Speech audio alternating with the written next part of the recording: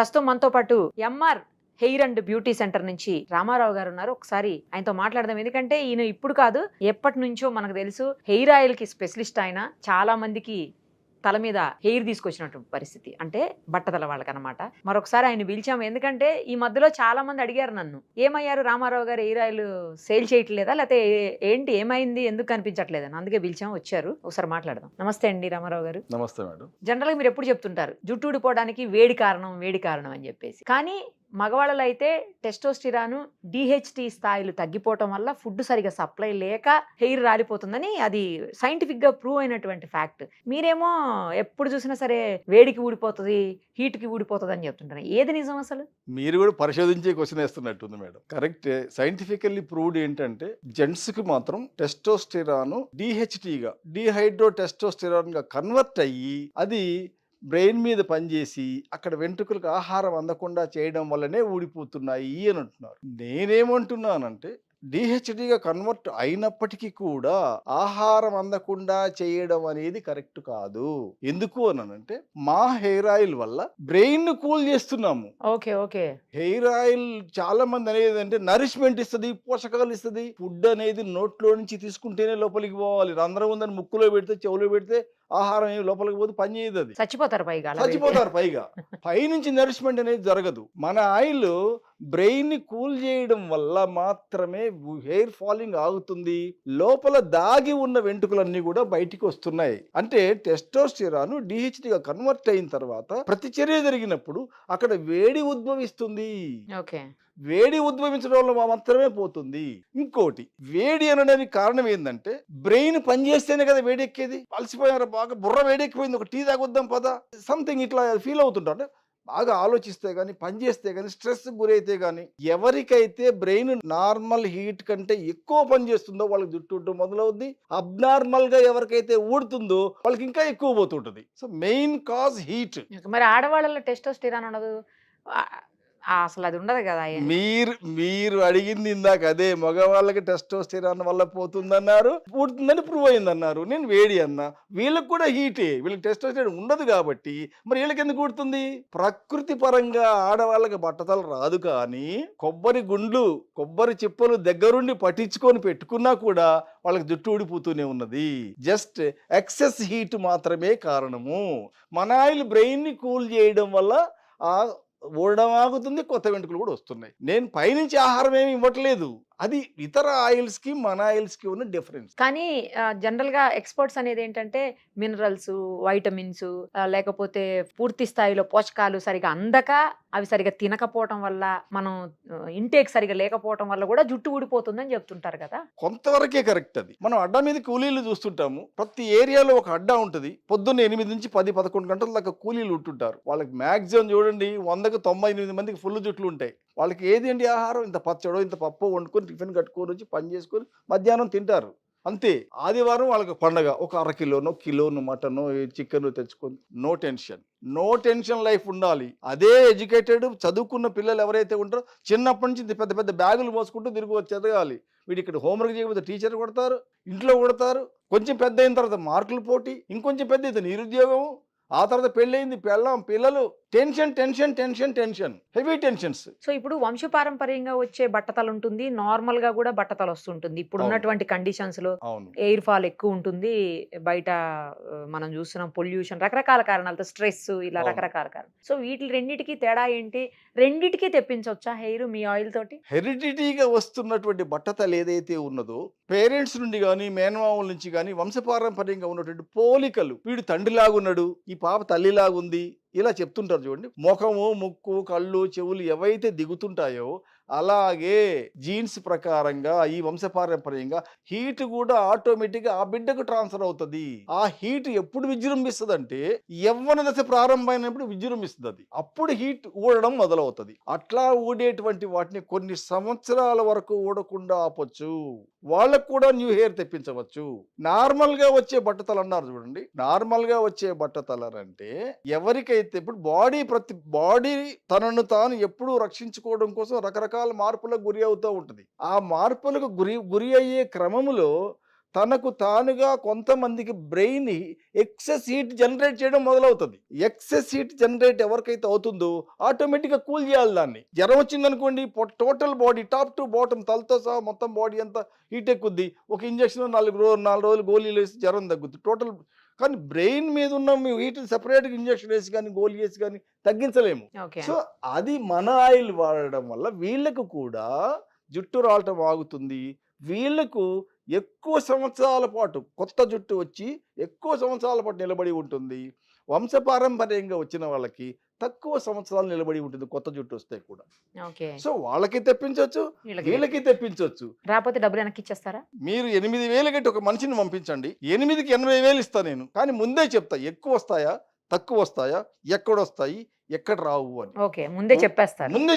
మొత్తం రికార్డ్ చేస్తాం, ఫోటోలు తీస్తాము, రాస్తాము, అన్ని చేస్తాం, విట్నెస్లు పెట్టి. 8,000 మీరు కడితే 80,000 ఇవ్వగలుగుతాం ఈజీగా. రప్పించలేకపోతే ఛాలెంజ్. అంత ఛాలెంజింగ్ ప్రోడక్ట్ మేడం అది. కాకపోతే ఏంటంటే లోపల తల వెంట్రుక యొక్క కుదురు బలంగా ఉంటే బలంగా బయటకు వచ్చి స్పీడ్ గా పెరుగుతాయి. కుదురు వీక్ గా ఉంటే బయటకు వచ్చి స్లోగా పెరుగుతాయి. కానీ రావడం మాత్రం ఖాయం. 100కి 180% ఖాయం అన్నమాట. వీక్ గా బయటకు వచ్చి స్లోగా పెరిగే వాళ్ళు కొంచెం ఇబ్బంది పడతారు. వచ్చినాయి పెరగట్లేదు కదా, రప్పించడం మన పని. కండిషన్ అట్లా ఉన్నప్పుడు మనం ఏం చేయగలుగుతాం? లోపల ఆ స్థితి ఎవరిది? ఆ తల లోపల ఉన్నటువంటి ఆ పర్సన్ యొక్క కండిషన్ అది. తెప్పించడం మాత్రం మన పని, ఖచ్చితంగా తెప్పిస్తాం. కన్ఫర్మ్. ఇదైతే కన్ఫర్మ్డ్. చాలా మందికి ఇప్పటి వరకు వచ్చి ఉంటాయి కదా నాకు తెలిసి. కొన్ని వేల మంది. ఇప్పుడు అంటే బట్టతల ముందే వస్తుంది అని కొంతమందికి తెలుస్తుంటది కదా, అలాంటప్పుడు మీ ఆయిల్ యూస్ చేస్తే ఆగిపోతుందా? తప్పకుండా ఆగుద్ది. కానీ వస్తుందని తెలుసుకోవాలి. ఈ కాల పిల్లలు ఈ సోషల్ మీడియా పుణ్యానని చెప్పి ఫాలో ఊడిపోతూ తీస్తేనే ఊడుతుంటది. తీస్తే దేని ముసలి బ్యాచ్ని మేడం గుంజండి, ఒకటి కూడా రాదు. 72 సంవత్సరాల పైబడిన వ్యక్తిని నేను. మీరు మీ ఆయిలే వాడుతున్నారా రోజు? అంటే ముసలాయనకు కూడా తీస్తే రావద్దు, బట్టతల రాబోతున్న వాళ్ళకి ఇట్లా తీస్తే వచ్చేస్తుంటాయండి. ఇప్పుడు ఇది ఎన్నిసార్లు తీస్తే అన్నిసార్లు వస్తుంటాయి. 1, 2, 3 రోజు 20, 30, 40, 50, 70 పోతుంటాయి. భయపడుతుంటారు వాళ్ళు. భయపడి వెంటనే మంచి ఆయిల్స్ కోసం డాక్టర్స్ కలవడం కోసము ఇట్లా ఇదవుతున్నారు. అంటే పిల్లలు తెలివికి వచ్చి జాగ్రత్త పడి ముందుగానే మందులు కానీ మనలాంటి హెయిర్ ఆయిల్స్ కానీ వాడుతూ ఉంటారు. సో ఇంకోటి ఏంటంటే వెంట్రుక సన్నబడిపోతుంటది, ఎర్రబడిపోతుంటది. కొన్ని వెంట్రుకలు పొట్టిగా కుంచుకుని లోపలికి వెళ్ళిపోతుంటాయి. క్రాక్స్ చిట్లటం అంటుంటారు చూడండి, అమ్మాయిలకి చిట్లిపోతుంటాయి, మధ్యకి విరిగిపోతుంటాయి. దానికి ఒరిజినాలిటీ లేకుండా షైనింగ్ లేకుండా పోతుంటాయి. ఇవన్నీ లక్షణాలే. మెయిన్ కాజ్ మాత్రం తీస్తే రావద్దు. కొంతమందికి మిడిల్లో ఉండదు, చుట్టూరు హెయిర్ ఉంటదండి, ఇట్లా బోర్డర్ లాగా చుట్టూరు హెయిర్ ఉంటది, మిడిల్ లో ఉండదు. అలాంటి వాళ్ళకి కూడా వస్తుందా మగవాళ్ళకి? మీరు ఇందాక ఒక మాట అన్నారు, టెస్టోస్టెరాన్ DHT గా కన్వర్ట్ అయ్యి తర్వాత దాని ప్రభావం చూపిస్తుంది అని. ఆ ప్రభావం ప్రతిచర్య జరగడం వల్ల హీట్ ఉద్భవిస్తుంది అని నేనన్నా. ఆ హీట్ అనేది ఈ పార్ట్ లో ఎక్కువగా ఉద్భవిస్తుంది. ఇవి సేఫ్టీ ఏరియాస్ కాబట్టి ఇక్కడ ఊడిపోదు. 99% పీపుల్కి ఈ చుట్టూ ఊడిపోదు. కానీ ఇప్పుడు ఇక్కడ కూడా పోతున్నాయి పిల్లలకి చాలా మందికి. ఇక్కడైతే హీటు మేడం గారు ఇక్కడ కొంతమందికి పోతుంది, ఇక్కడే పోతుంది చూడండి, మిడిల్ లో పోతుంది. ఇక్కడ సుడి చుట్టూ పోతుంటది. ఇక్కడ హీట్ జనరేట్ అయినప్పుడు ఇక్కడ హీట్ పోతుంది, ఇక్కడ ఊడిపోతున్నాయి. కొంతమందికి ఇక్కడనే లోపలికి వెళ్ళిపోతుంటాయి. అవును, అది కూడా కరెక్ట్. ఇక్కడ హీట్ జనరేట్ అంటే ఇక్కడ పోతుంటాయి, మధ్యలో హీట్ మధ్యలో వెళ్ళిపోతుంది. అదేంటండి హీట్ జనరేట్ అయితే మొత్తం బుర్రంతటికి తలంతటికి హీట్ జనరేట్ అయితే ఒక పార్ట్ హీట్ జనరేట్ అయ్యి ఒక పార్ట్ అవ్వకుండా ఉంటుందా?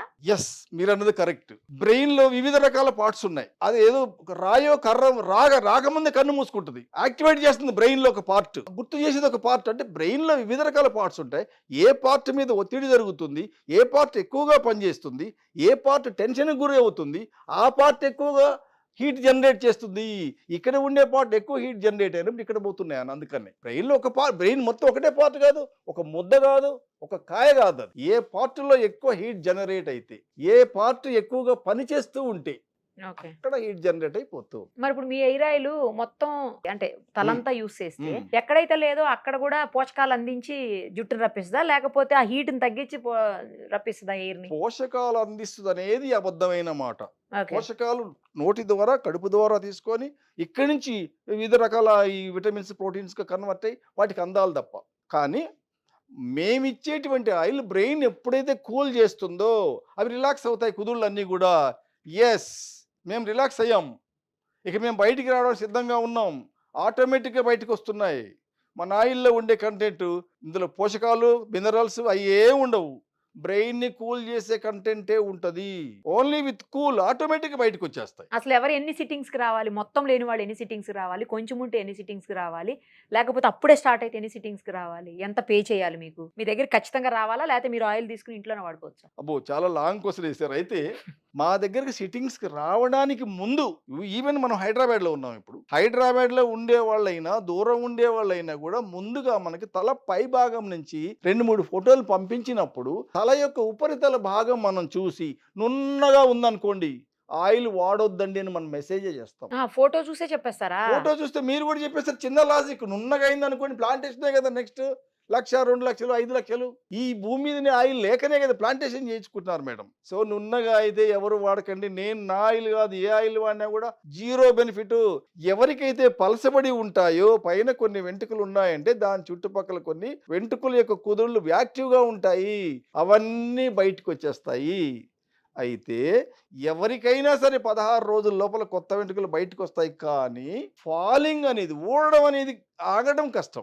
ఇలా నున్నగా ఉన్న వాళ్ళకి ఊడిపోతుంది అంటున్నారా? నున్నగా ఉన్న వాళ్ళకి ఆల్రెడీ అసలు రాదు. ఊడిపోయిన వాళ్ళకి రావు. Okay okay. వాళ్ళని మన ఆయిల్ వాడొద్దని చెబుతాం. అసలు Right, right. వాడినా నిష్ప్రయోజనం, డబ్బులు దండగా. పలసగా ఉండాలి, ఉంటే తప్పకుండా కొన్ని బయటకు వస్తాయి. 100 పోతే 100 రాకపోవచ్చు, 10, 20 డ్యామేజ్ అయినప్పటికీ కూడా 70, 80, 60 ఈజీగా బయటకు వస్తాయి. కానీ ఇందాక చెప్పుకున్నట్టుగా కుదురు యొక్క కండిషన్ బట్టి బలంగా వస్తాయో బలహీనంగా వస్తాయి అనేది అది వాళ్ళ కుదురు లోపల ఉన్న కండిషన్ మీద ఆధారపడి. జనరల్గా మా షాప్కి రండి, లేకపోతే మా స్టోర్ని విజిట్ చేయండి, లేదంటే మా క్లినిక్కి రండి, ఇట్లా చెప్పి మీది బ్యూటీ క్లినిక్ కదా యాక్చువల్లీ. అవును. సో హెయిర్ అండ్ బ్యూటీ కదా, ఇలాంటి చోటికి రండి, మా సెంటర్కి రండి అని చెప్తుంది. మీరేమో ఫోటోలు పంపించేసి అందులో మేము చెప్తాము వస్తేనే రండి, లేకపోతే మీరు రమ్మంటేనే రండి, లేకపోతే రాదండి. ఇదేం రూల్స్ అండి? ఇది ఒక రూల్స్ అంటే మమ్మల్ని కూడా అడిగారు, ఇదేం ఫిట్టింగ్ అండి? అదే కదా, అందరు షాప్ తీసుకొస్తుంటారు, ఆ షాప్కి వస్తారు, వచ్చి తీసుకుంటారు, లేకపోతే నెక్స్ట్ లేదు. డే చూసుకుంటారు, లేకపోతే వెళ్ళిపోతారు. ఇందాక అన్నట్టుగా ఎవరైతే ప్లెయిన్ గా ఉందో తలపై భాగం, వాళ్ళు ఎక్కడి నుంచో కష్టపడి కర్ణాటక నుంచి కూడా వస్తుంటారు మన దగ్గరికి, ఆంధ్రప్రదేశ్ నుంచి వస్తుంటారు మన దగ్గరికి. అక్కడి నుంచి ఇక్కడ దాకా ఛార్జెస్ పెట్టుకొని రోజులు అప్పు డౌను చేసి శ్రమించి ఇక్కడికి వచ్చిన తర్వాత అబ్బా మీ తల నున్నగా ఉందండి, ఏమి రాదండి అంటే ఆయన ఎంత నిరాశపడతారండి, ఎంత డబ్బు వేస్ట్ అండి.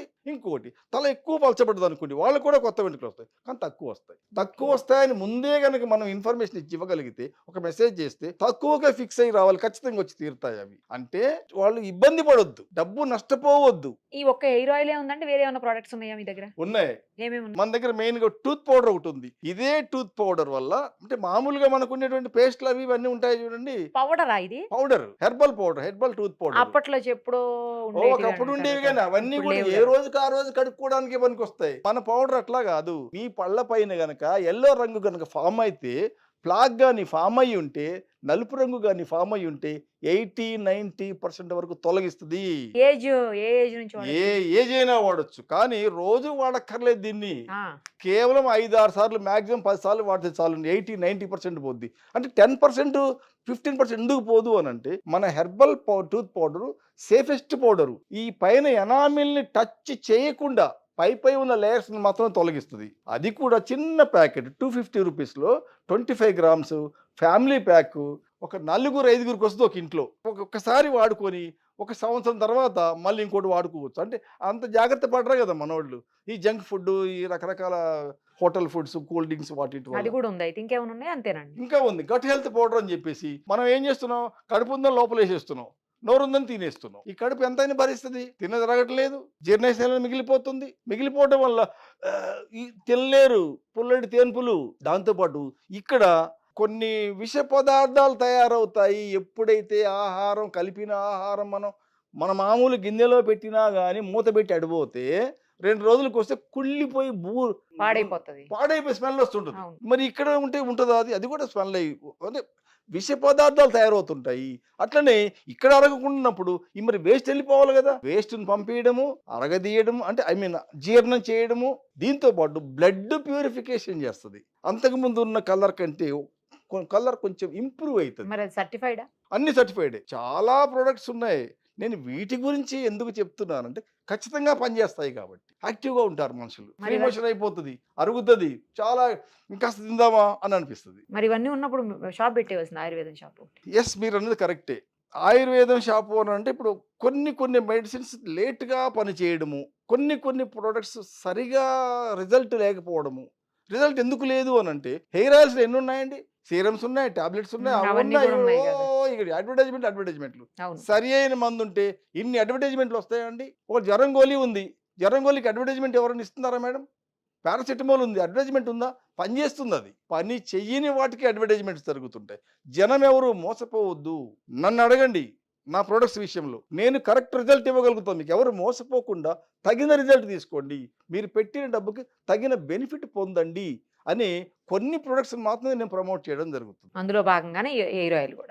హెయిర్ ఆయిల్ కూడా ఒకటి. రైట్ అండి, ఆల్ ది వెరీ బెస్ట్ అండి. మిమ్మల్ని కాంటాక్ట్ చేయాలంటే ఎవరికైనా నెంబర్ ఇవ్వచ్చా కింద మీది? ఇవ్వండి, నెంబర్ ఇవ్వండి, వాళ్ళు నాకు ఫోన్ చేస్తారు, క్లియర్గా మాట్లాడవచ్చు. ఏ Right. ప్రోడక్ట్ కావాలి ఏంది అని చెప్పి సరైన రిజల్ట్ తప్పకుండా వచ్చి తీరుద్ది. ఎవరైనా మేడం వాడకుండా, కొంతమంది ఎట్లుంటారంటే కొన్ని డిపార్ట్మెంట్స్ వాళ్ళు ఎంతో బిజీగా ఉంటుంటారు. వాళ్ళు అవతల పడేస్తారు. మాకు రిజల్ట్ రాలేదు, ఏం రాలేదు, లేదా వారానికి ఒకసారి ఏదో వాడుతూ ఉంటారు. అట్లా రిజల్ట్ రాదు. డైలీ బేసిస్ లో డాక్టర్ గారు చెప్పారు, రోజు 3 పూట్ల గోళీ వేసుకోండి, జ్వరం గోళీ అని. వారం రోజులు టైం, వారం రోజులు వేసుకోవాలి. 2 రోజులు 3 రోజులు తింటే అది లో జ్వరం కింద పడిపోయి మనిషి డౌన్ అయిపోతూ ఉంటాడు. లోపల భాగాలు తినేస్తుంటాడు, చిన్న డ్యామేజ్ అయిపోతుంటాయి. సో ఒక కోర్స్ వాడాలి, కరెక్ట్గా వాడినప్పుడు కరెక్ట్ అయిన రిజల్ట్ వస్తుంది. రైట్ అండి, thank you so much. Thank you madam.